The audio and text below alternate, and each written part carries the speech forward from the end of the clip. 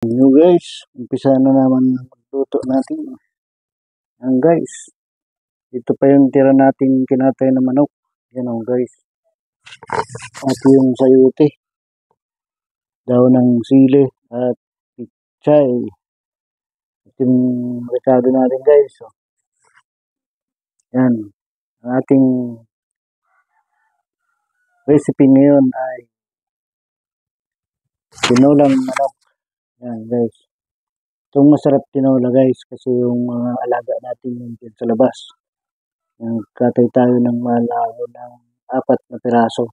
Yan ang tira. Yung una ay inadobo natin yung kalahati. Yan, ito yung tira niyang kalahati. At gawin natin tinola. Yan guys.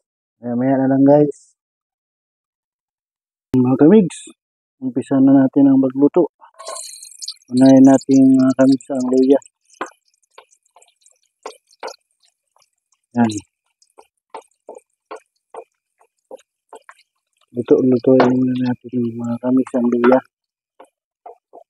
Yan.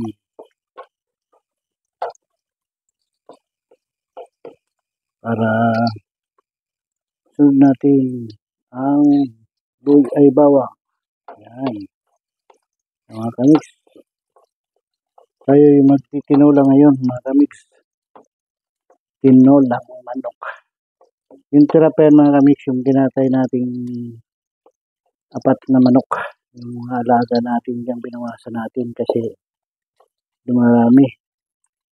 Ang mahal ngayon ng patuka. Kaya para naman malusahan natin yung pinagpagura natin, nagkatay tayo ng 4 ng mahal na araw.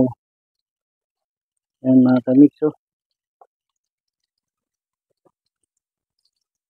At sibuyas. Yan. Unahin natin yung mga ano yan, tikado.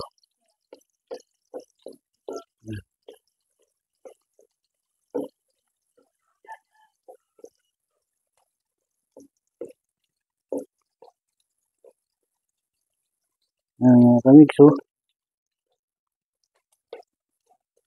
Yan. Ang bango mga kamigs. Ang bango ng ating tinulang manok ngayon. Sigurado. Tinula tayo ngayon. Yan. Ano ba yan mga kamigs? Lagyan natin yung manok. Natin yung itlog.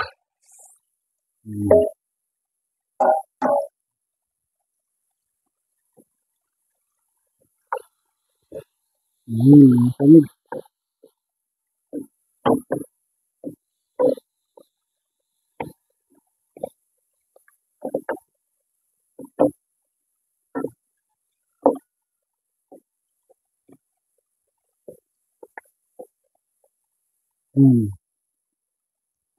Masarap ang sabaw niyan mga kamigs kasi yan yung ano, hindi yan 45 days yung alaga natin yung dyan sa labas.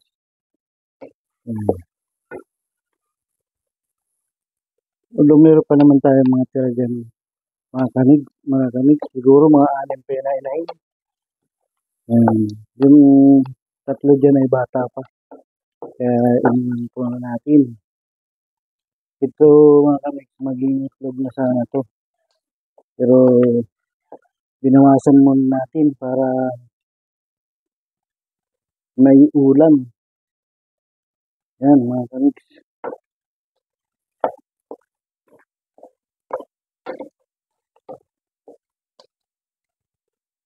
Yan.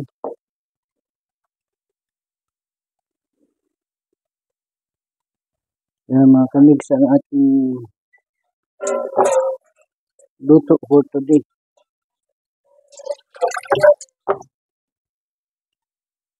Lagyan na muna natin ng tubig mga kamigs. Ayan na lang. Guys, tingnan natin muna.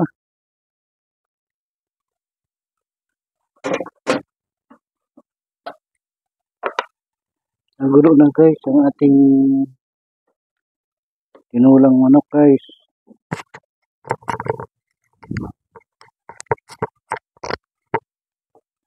Yan guys, oh, lumalabas yung taba ng manok guys. Yan. Yan guys. Kulo na ang ating tinola. Yan guys, dito natin niluto guys. Kawali para kitang kita. May takip naman yan. Ano yan, kawali yan. Yan. Kulong-kulo na guys. Kailangan nating palambutin bago natin ilagay ang ating gulay. Yan. Bata pa naman yan mga inahin. Kaya mabilis naman yan lumambot guys.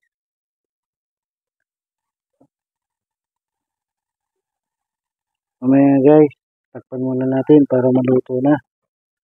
Yan guys. Yun mga kamigs. Kulong-kulo na ang ating niluluto. Ano? Kulong-kulo na mga kamigs. Hmm?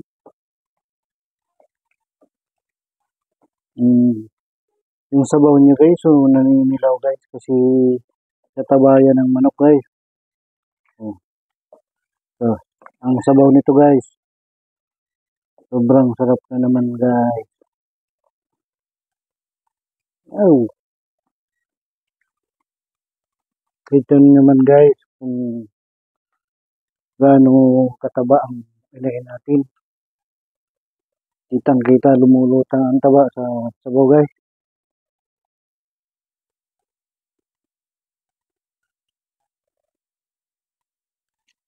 Dali lang naman siya lumambot guys kasi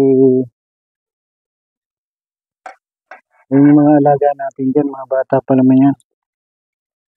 Oh, dali na natin guys yung sayote. Yan.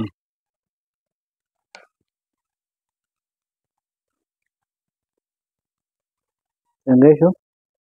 Tapos, alam na yan guys. Mamaya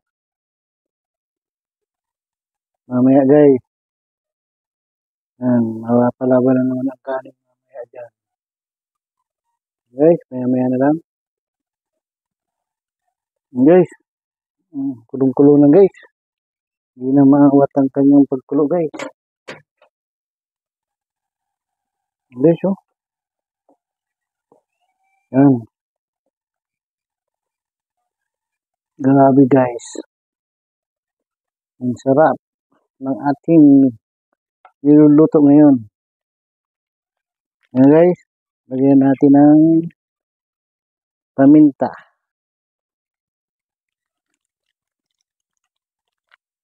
Lagyan natin guys ng nor cube, chicken nor cube. Yan.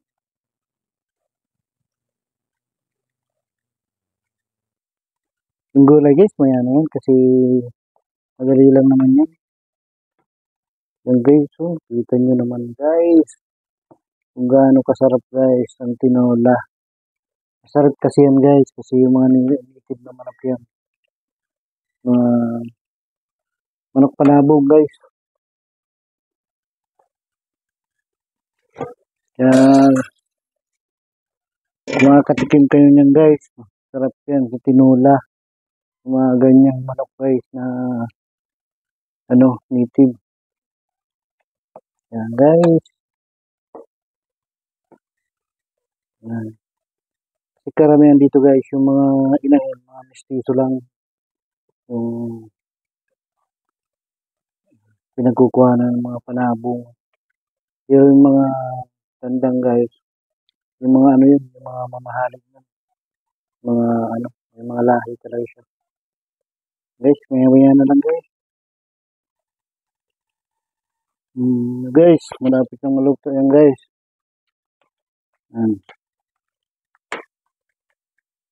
Dali lang naman tumaluto guys kasi mga bata pa naman tumainahin na to. Yan guys.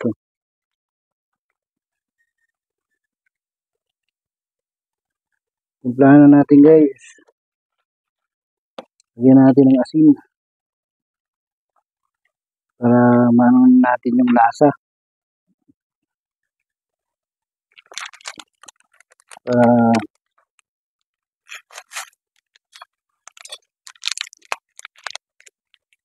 magic guys. Yan, para timpla natin kung okay na ang kanyang lasa.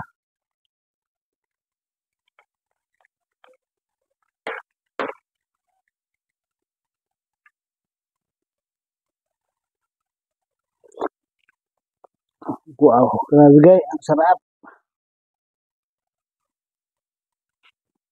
Guys, oh, tamang-tama ang lasa guys. Sarap talaga guys pag manok. Mas masarap talaga yan guys sa 45 days guys. So, pag nalasahan yung mga ganyang inahin. Yan guys.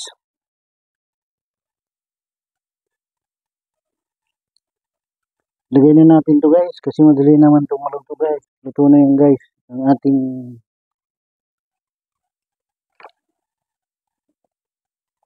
ulam. Yan. Ang dahon ng sili. Yan ang hindi nawawala guys sa tinula. Yung dahon ng sili. Although meron tayong pichay. Masarap yan kasi pichay guys sa tinula. Yan.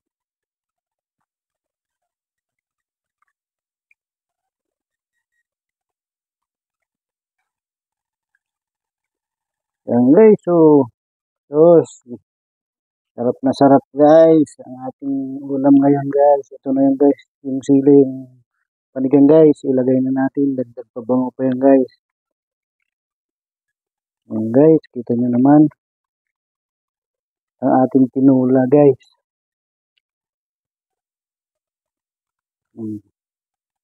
Sarap talaga guys pag nasa probinsya. Kasi dito guys sa probinsya, pwede ka mag-alaga ng manok. Yung anong pang alagaan natin dyan o magtanim. Though, pwede naman sa Maynila. Kaso mahirap guys.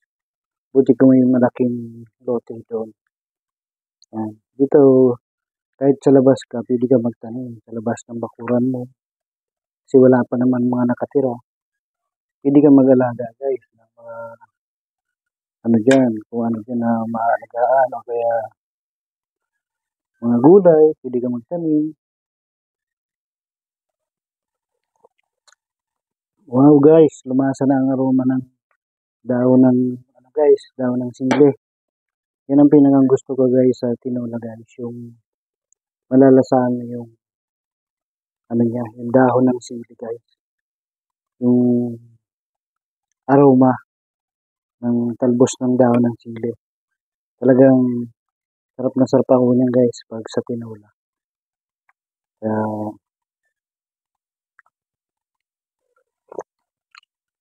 Grabe guys, talaga ang sarap guys. Hindi mo talaga guys. Nice. May pigilan na na hindi tumikim pa ganyan lagi ang luto natin. Ang guys, oh. Ang guys. Nakaluto na naman tayo guys ng ulam sa tanghalian guys. Yan, hanggang dito na lang muna ang aking munting vlog. Maraming salamat po sa inyong suporta at panonood sa aking mga ginagawang video. Mag-iingat po kayo lagi saan man po kayo nandoon. At huwag niyo pong kalimutan mag-like and share and subscribe na rin po. At pakipindot na rin po ang ating notification bell para po updated po tayo sa aking mga ginagawang video. Hanggang dito na lang po ang aking munting vlog. Bye-bye! Ingat po kayo palagi! Bye-bye!